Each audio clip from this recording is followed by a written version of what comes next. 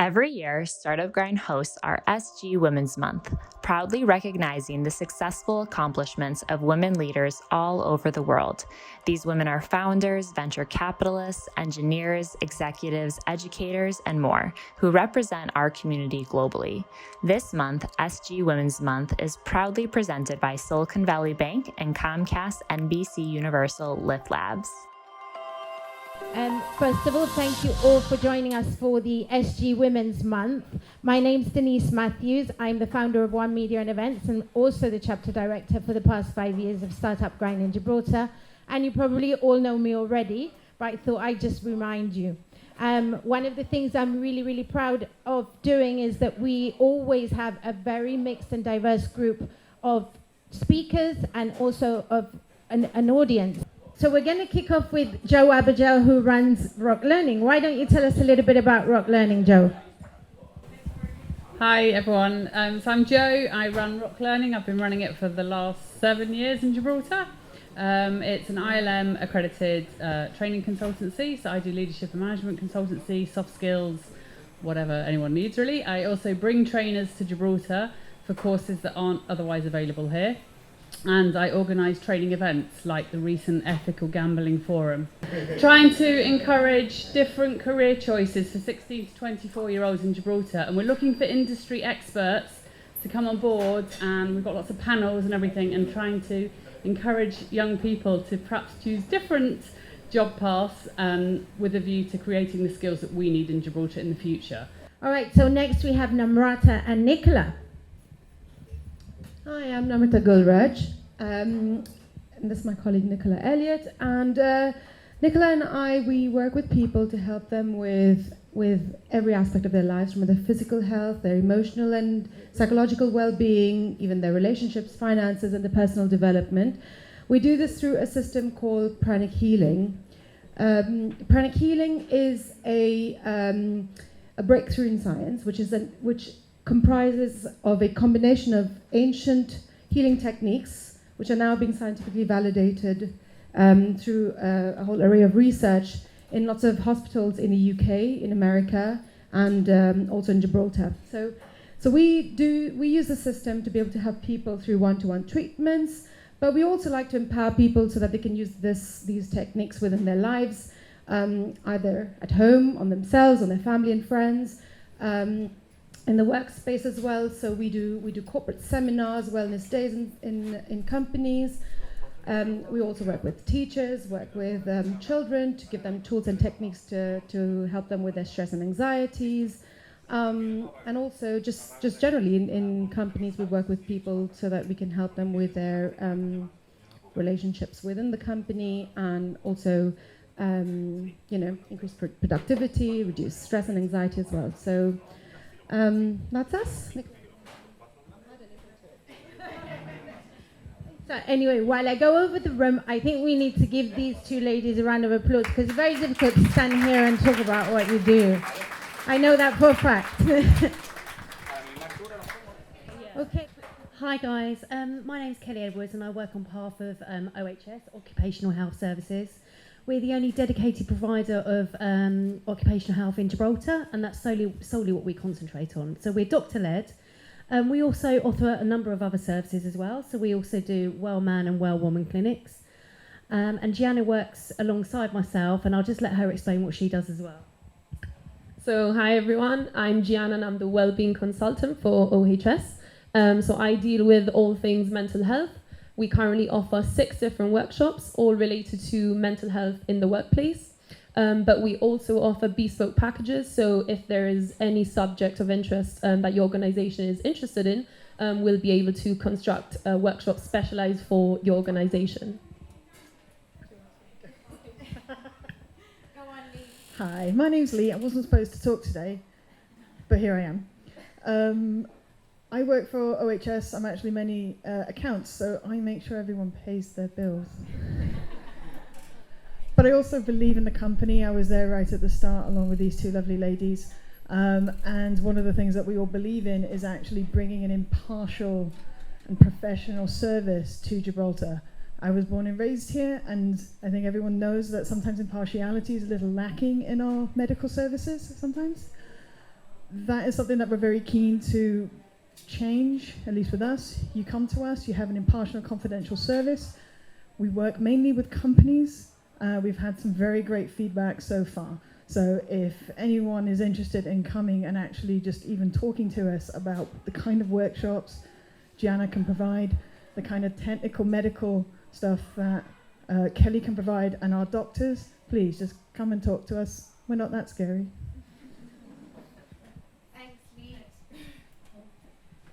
Okay, and somebody who I've known for a while and who I'm exceptionally happy to be able to give the chance to introduce herself is Vali Fragoso, and she is running Matrix Studios and Cobavec. So tell us a little bit about your success. Thank you, Denise. Here comes the fun part. We do game development. I also do software development. We develop a lot of different kinds of software.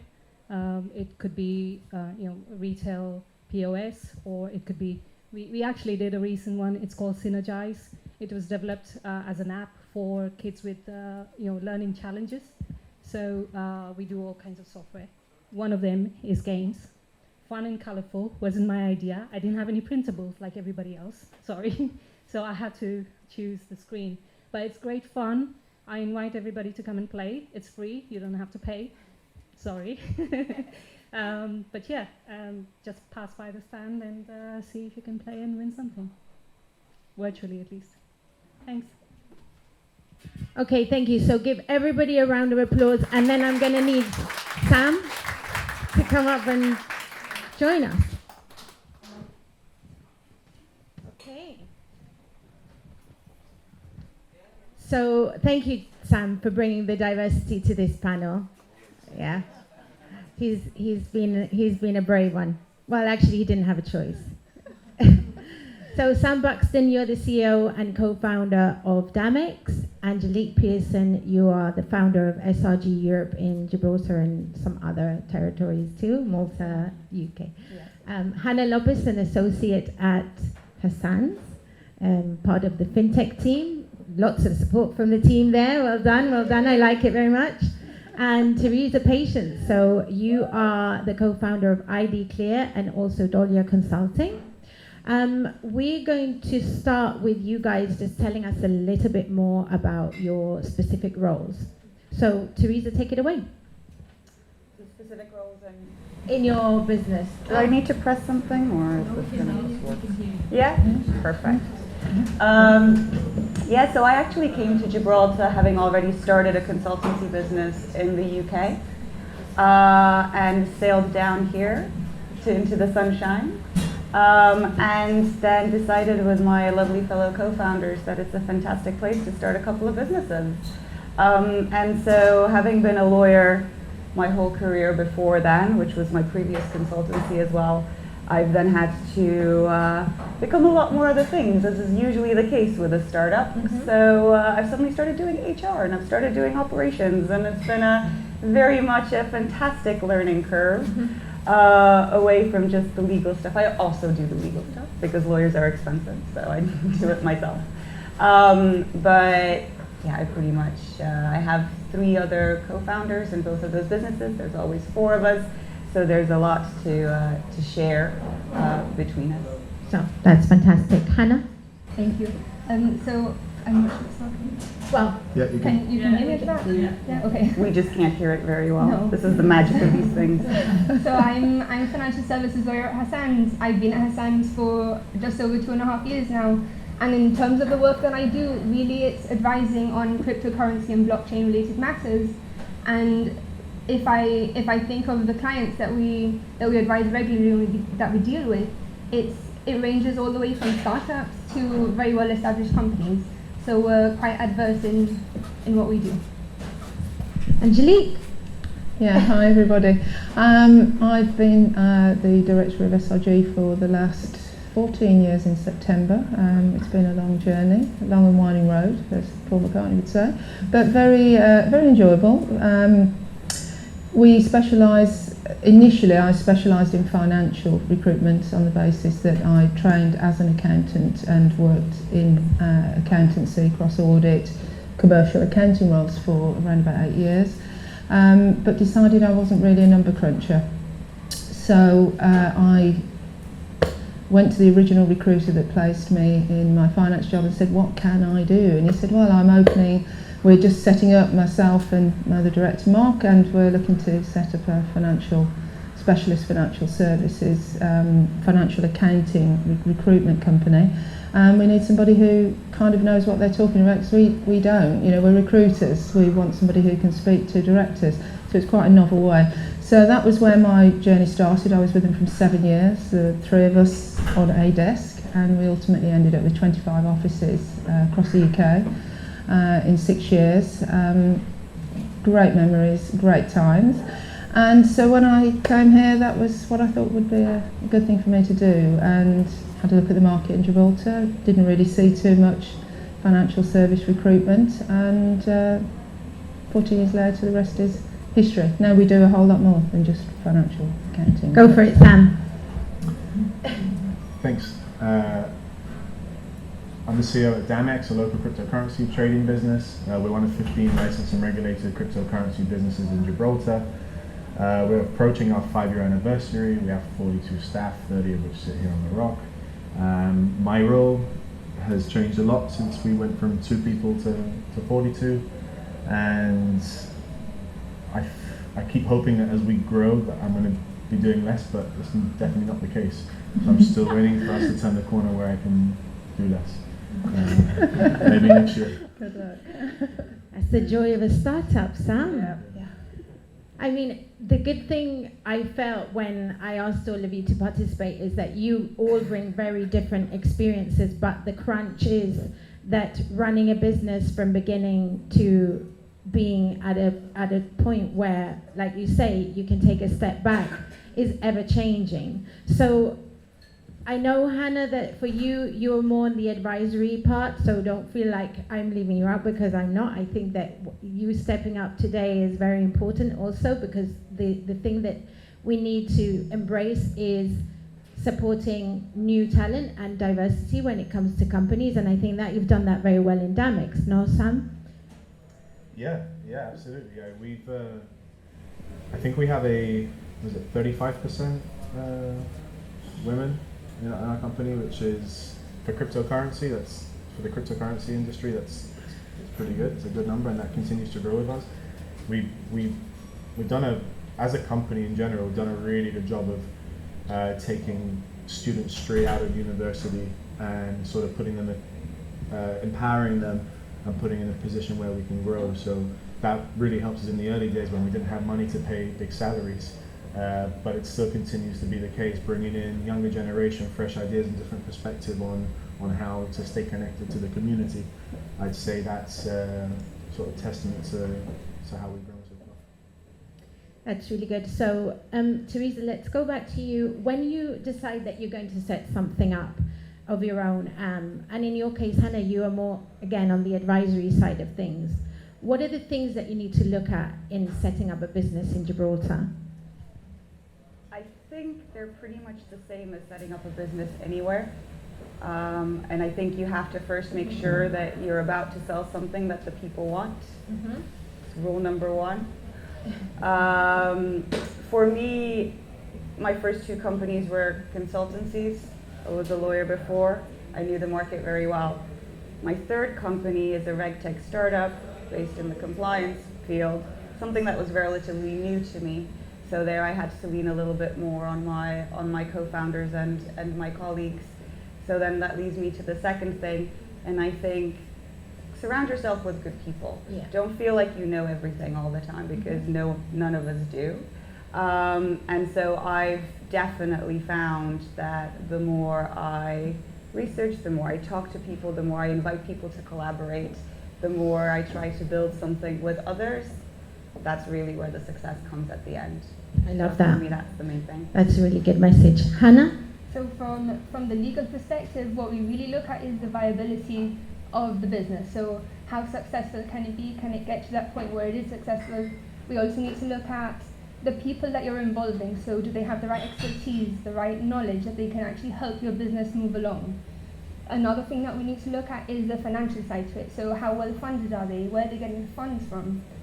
But then if we really look at it from our perspective, it's think of the project, okay? So you've got the business.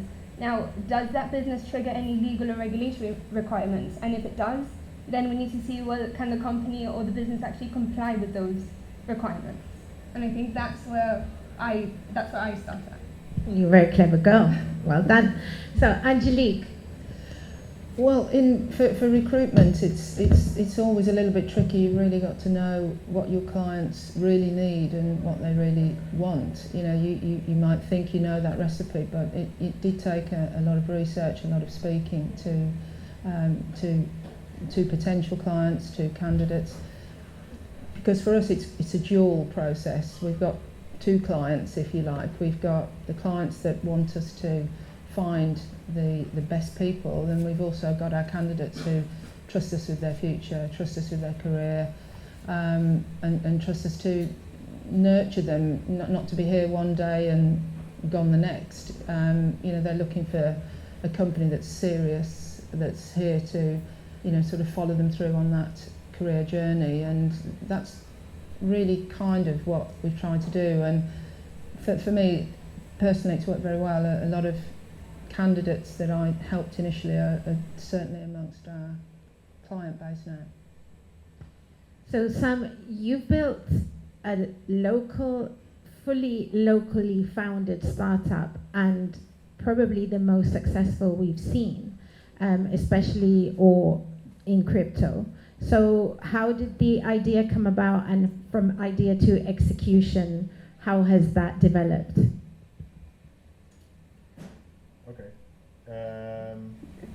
So we were already deep in the cryptocurrency space in an individual capacity since maybe 2013-14, and then Gibraltar as a jurisdiction decided to roll out a DLT regulatory framework.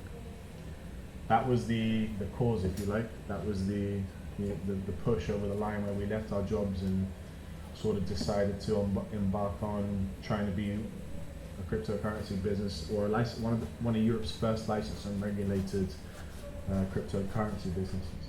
So it was good timing, and just so happens that our small little country in Southern Europe decided to roll out one of the world's first DLT regulatory frameworks. And yeah, we've worked closely with Hassan's and the team, the fintech team, on making sure that we always comply. Just in case you were wondering. Yeah, just in case anything's regulated. By the way, if anybody has any questions, we don't have to wait till the end. Just shoot your hand up and I'll run over and get any questions answered. I was actually thinking about something else to do with Damex, but I'll come back to that because I can't remember, actually. One of the things I wanted to know about all of you is, how do you challenge a predominantly male business environment? Yes, Sam. How do you do it? I'm not putting you on the spot, eh? Start that side. Start that side. Well, you're challenging it too. You have a 35%, you know, and how can we challenge it even more is the question, I suppose. Teresa? Shall I start? I have been very, very lucky because I was brought up by a fantastic, fantastic woman who is a single mom. I mean, she still is technically a single mom, even though both of her kids are at the house. Incredibly successful, incredibly powerful, and I was sent out into the wild world, not really realizing that I have any sort of disadvantages being a woman. I didn't see it, I didn't feel it. I have, throughout my process, absolutely experienced it. But I think the way I've always approached it is almost sometimes leaning into it. I remember a time where I was leading, it was back when I was at my law firm, Sheds, where I worked before I actually started my company. And I was leading quite a big meeting. It was quite junior, with all the clients over. And one of them asked me to go and make the coffee. He didn't expect that I was the person leading it. So I went and I made the coffee. And I came back and I gave him the coffee, and then I sat down and started the meeting. That negotiation went very well from then on because that guy was so embarrassed. So you get these things, but I think you gotta believe in yourself, and you've got to just go out there and do what you do. And sometimes maybe use it to your advantage where you can, right? Being a woman is fantastic. We have our own little tricks as well. And surround yourself with awesome people. I have, again, I've said it already, but I have 3 co-founders who are all male in both of the companies, and they're incredibly supportive. I never feel like my viewpoint is not being, seen or anything like that. So surround yourself with the good people who support you. Thank you. I mean, I'm getting a little distracted because it's very eventful today. So the sound here is not working, but suddenly we have music now, which I've been waiting for the whole, just before we started. But okay, just, bear with me. Hannah, sorry, how do you challenge a predominantly male business environment? I feel like it doesn't really matter. Yeah, okay, thank you. So I feel like it doesn't really matter how you identify yourself or how others identify themselves.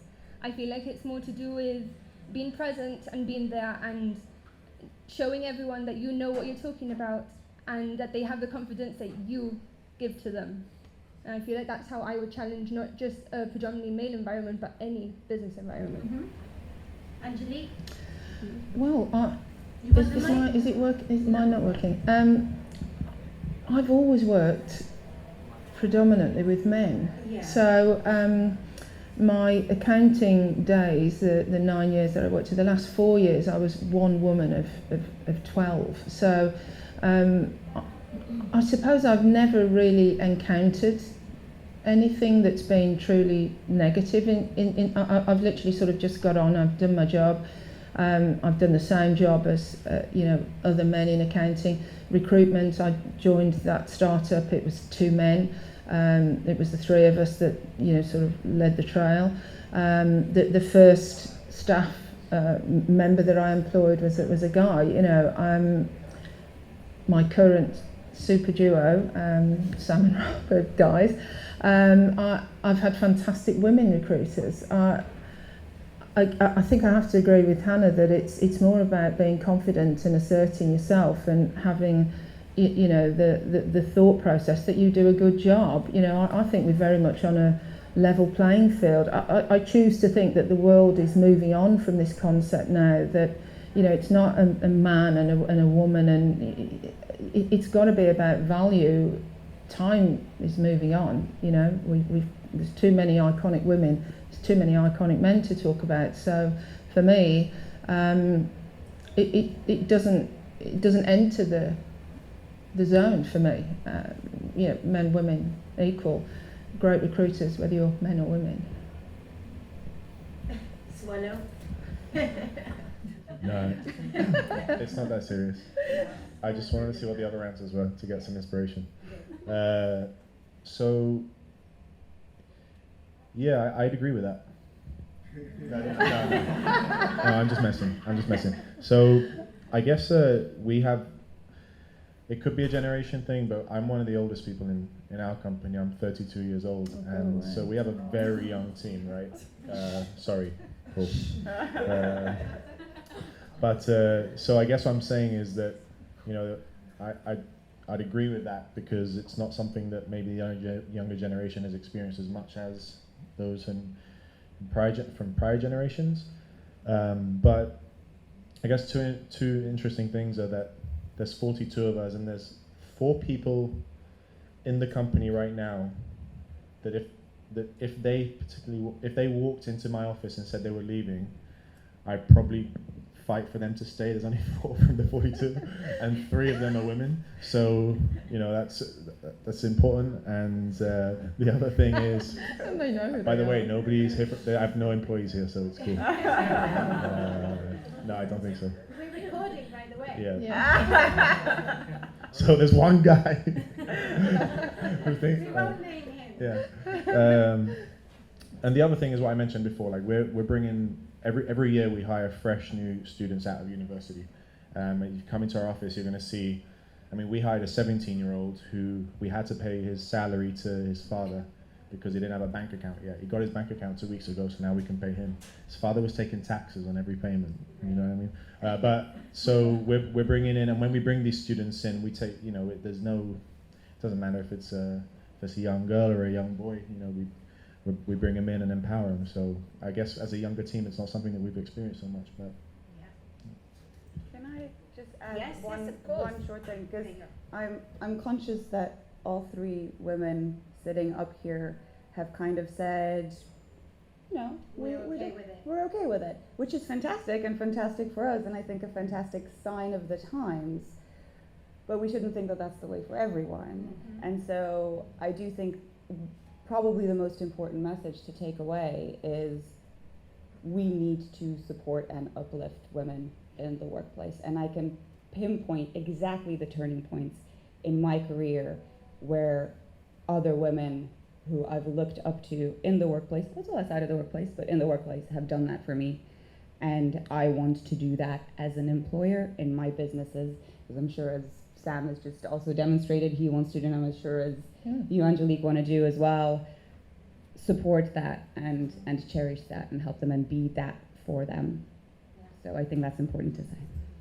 I mean, part of the reason we celebrate a month like this is to be non-segregational, and we have obviously got a panel here on SG Women's Month with a man included, because it's important to have a conversation where everybody gets to share what is happening and how we can do better. So I want to see a show of hands. Who thinks here that we are on the path to a level playing field?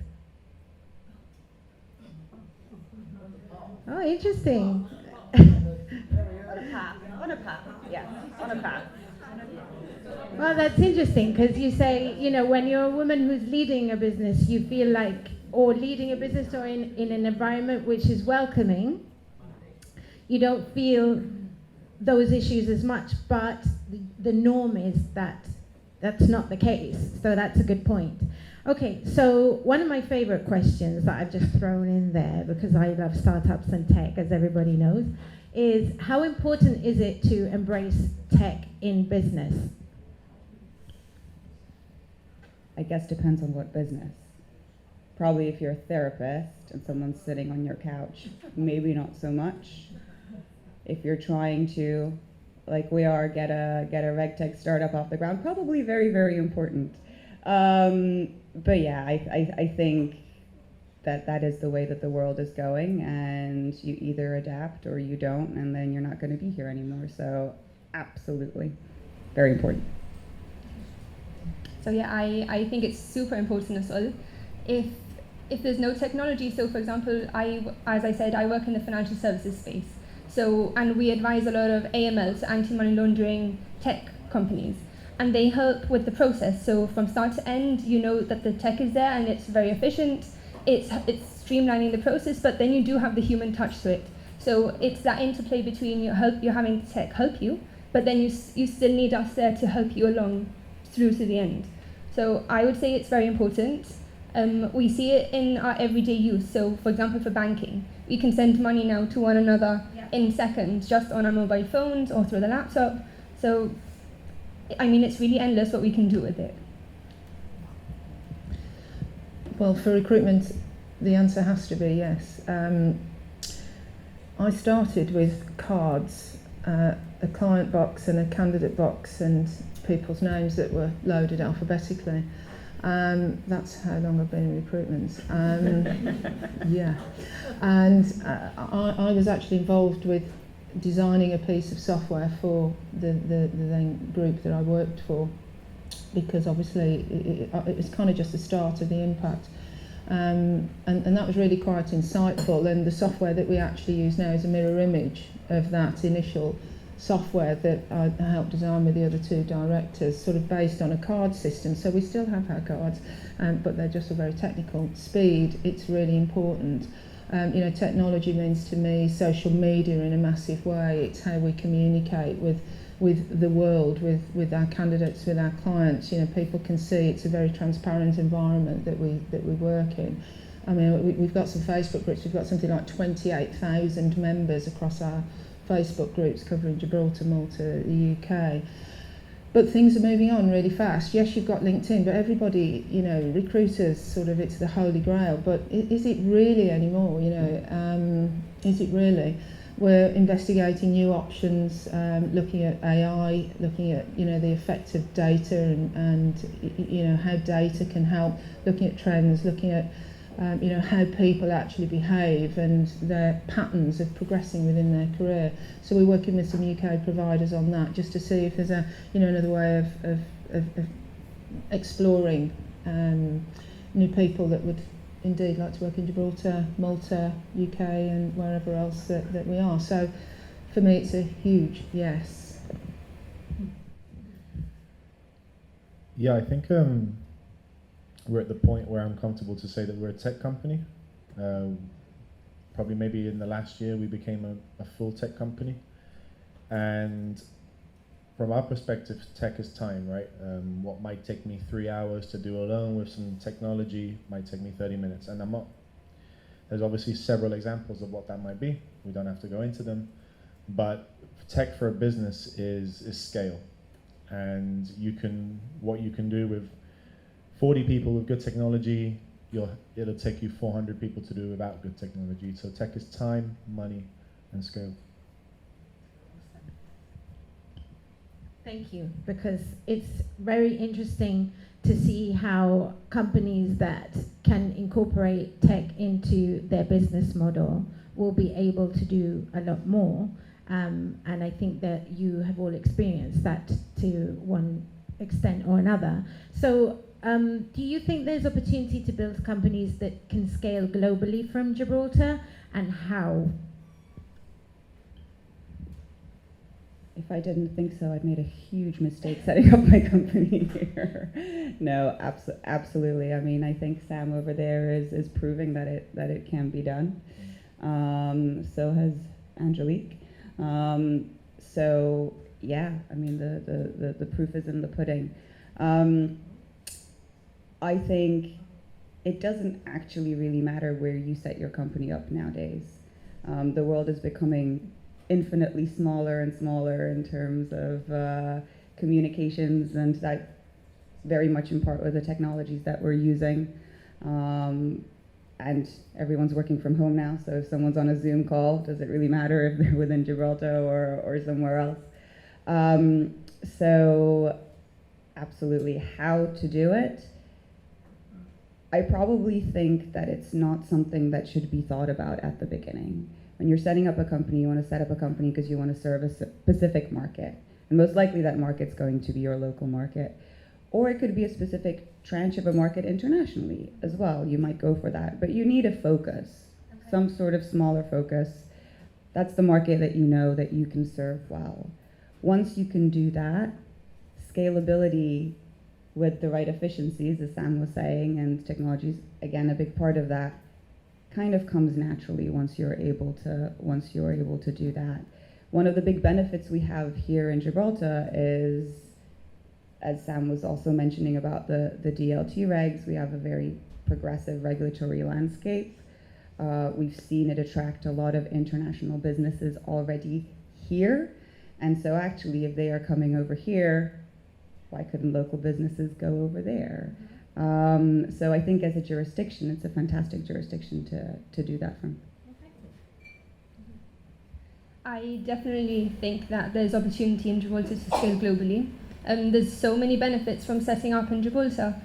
It ranges from, for example, low tax, which ultimately helps the financials of the company, to speed to market. So you can have an idea, you can launch the business, license it, or get the relevant permissions or authorizations from the regulator, and immediately access the market, where it might take you longer in other jurisdictions. Here it's much quicker. There's also the benefit that we have a very good relationship with the regulators. So the regulators in Gibraltar are very accessible. You might not get that elsewhere.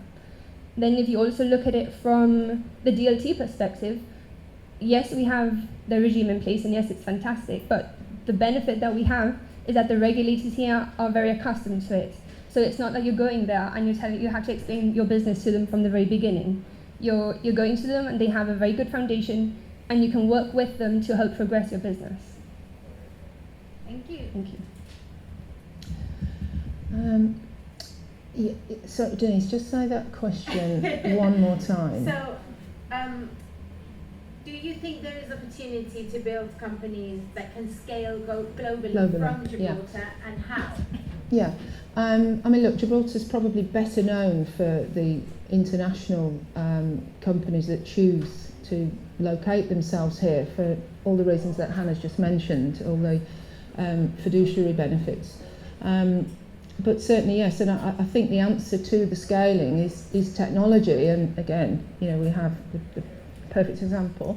But an even longer standing example, if you go back, I mean, you've got, you know, I don't have to, I feel like I'm sucking eggs a little bit here, but Victor Chandler was owned by private individuals that started that business here in Gibraltar, and it's an institution, and this is where it started from, and I'm quite sure that's your future. Thanks. Hope so.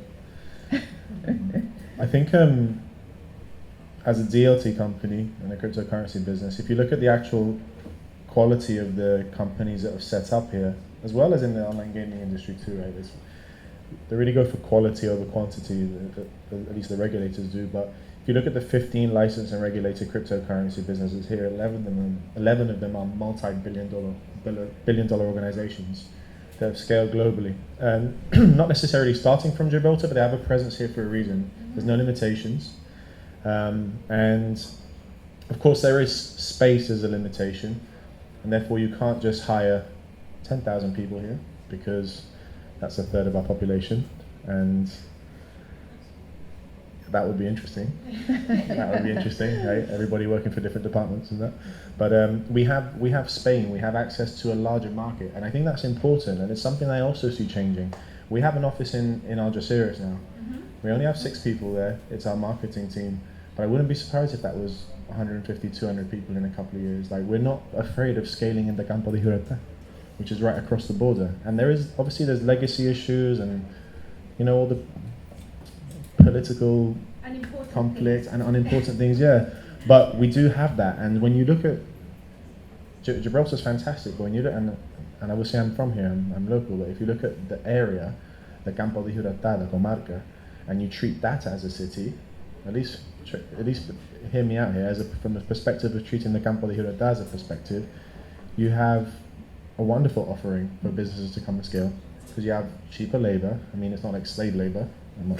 We're not like just taking advantage of that. We're creating jobs, and yeah, office space overhead's much lower across the border, so we can take advantage of that infrastructure. And then you have a wider offering for people to come and work here too. You have beaches in the Campo de Jureta. You have beaches on the Atlantic coast, Tarifa, some of the best in the world, in my opinion. Beaches in the Mediterranean. You have an airport. You have a country inside of this city with its own different laws and whatnot. You have the biggest port in Spain, the 7th biggest in Europe. There's a lot that Campo de Jureta has to offer, and it only takes 20 minutes to get to Algeciras. We're not talking like it's a. So I don't know. It's not, for me, it's not only about Gibraltar, but it's about what the area has to offer as well. Yes, Riley has a question or comment. Just on the topic that, can tech companies expand globally? I just wanted to add my own experience to it, not as a question, but as a comment. I started the company in 2019 with myself and 2 people in India. That's where we started. But today I have teams here in Gibraltar. I have teams in India, New Zealand, Sydney, and also Slovakia and Ukraine. And it is quite possible to use technology to have that kind of team. Yeah.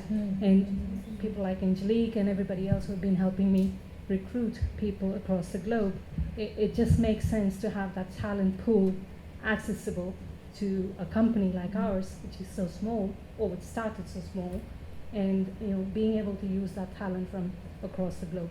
Technology makes it happen. Yeah. So I just wanted to add that. Sorry. Yes, I was going to add that nowadays you don't really need your teams to be close to you either, because we have the possibility to be working with people, and there is a lot of encouragement of people who can be digital nomads and work from anywhere, not just working from home. But We've said a lot of nice things about doing stuff in Gibraltar, and also going back to Vali's point quickly, with tech, I feel like any company can benefit, whether that's social media, online services, offering whatever you have online as well as offline, even if you're a therapist. I feel like if you do start a business in a place like Gibraltar, you don't have to limit yourself with the use of technology, which is a point that I wanted to make as well. Because from experience, I'll say this, when I started my own company, I had nothing. I pulled out a 5-year-old laptop that was gifted to my dad for Christmas. And my son used to laugh at me and say, Mum, you're doing tech stuff. Why are you carrying that around? You look ridiculous. And I had made £1,000 from a commission, but I went into the internet and Googled something I thought was missing in Gibraltar, which Startup Grind came up. And by showcasing what I've done with Startup Grind, I have built up my own company and ended up working in the US. And I don't say this as an inspiration. I say this because if I can, anyone can. Because it's possible. We have every opportunity out there. And so that's just one of the points I wanted to make. But going back to all the nice things that happen in Gibraltar, what are the challenges? I'm going to go first. There is definitely a challenge in the talent pool. You know, there's a finite amount of people already here.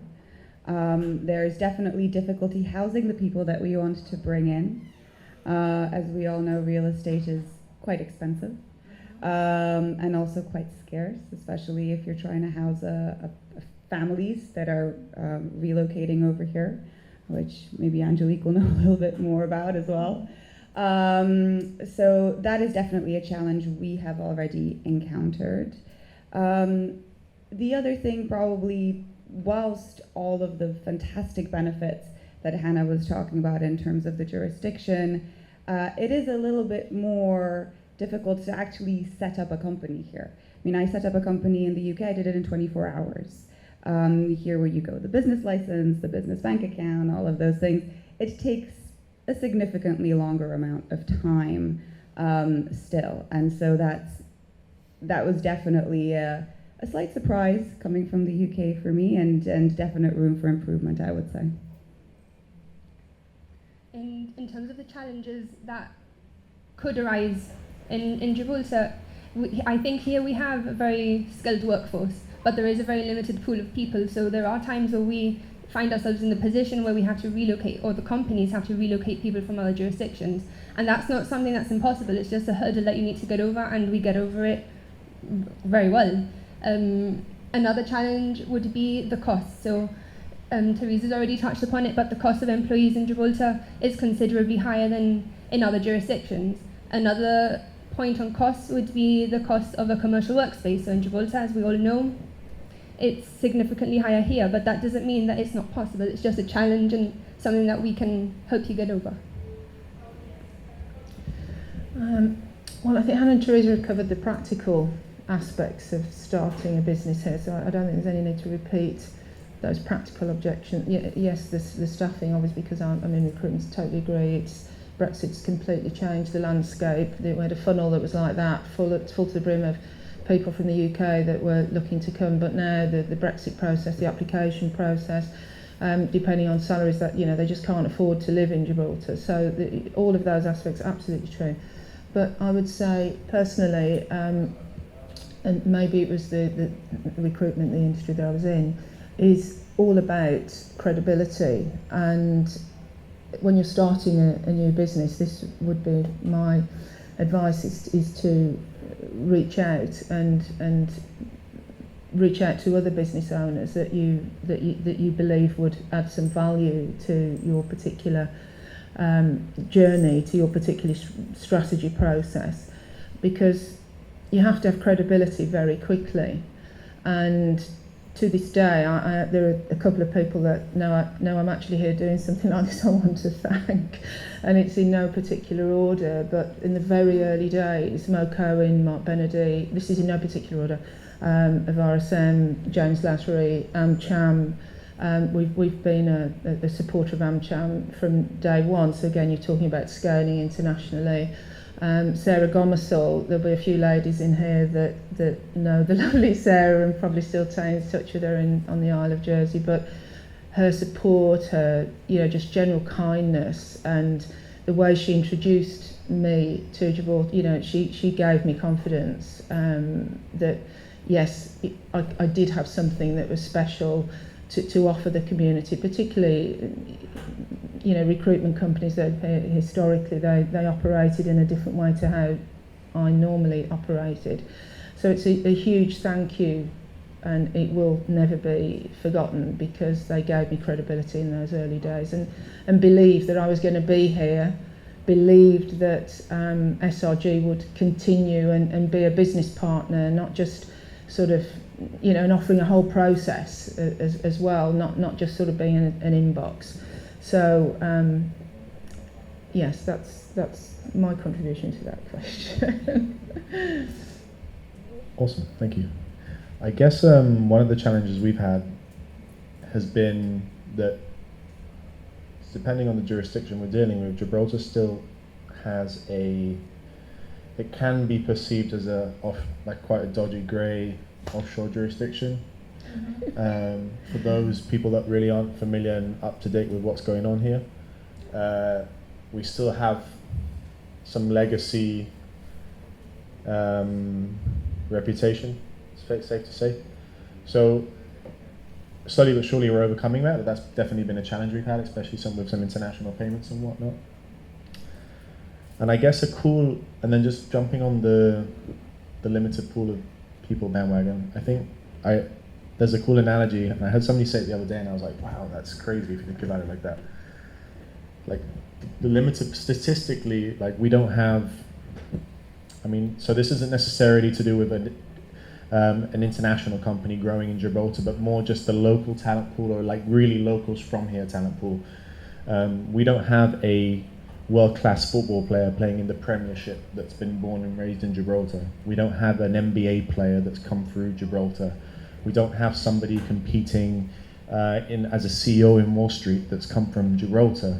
So statistically, it's the same odds in having a group of founders from Gibraltar that become very successful on the global scene, right? Mm-hmm. So statistically, the odds are against us. Yeah. It is what it is, right? But it's different in business because you can partner with people internationally, you can recruit internationally and become very competitive, right? So that's but I just wanted to throw that analogy out there because I heard it the other day and I was like, well, actually, okay, there's some bridge there. I like that. Yes, of course. Back to Valley. Scoot your chair over. Thank you.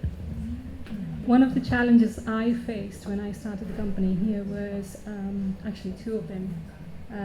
Gibraltar doesn't have tax treaty with other countries, so it only has tax treaty with UK. That means if you want to benefit from tax by doing business with other countries globally, you will have to open a company either in Malta or someplace else. That is a benefit we don't have here in Gibraltar. The second one is raising capital, because the banks here are very limited. We have 2-3 banks, we can count them on fingers. There's no crowdsourcing unless you go internationally and start talking to people. So there is a challenge with raising capital in Gibraltar. There's no other support also from the government or any other body in Gibraltar that supports startup companies. There's nothing. So either you have to put in your savings into the company, or you have to go get a loan. But the banks don't loan it. So that is a massive challenge I think Gibraltar still faces, and I think that should be addressed if we would like to see international players, international companies that will be as successful. I'll give you an example. India is developing economically massively because they have crowdsourcing. Yes, there is a population difference. India is in billions and we're not. That's the biggest point. But at the same time, there has to be some other way to tackle this. I don't think there is one at the moment.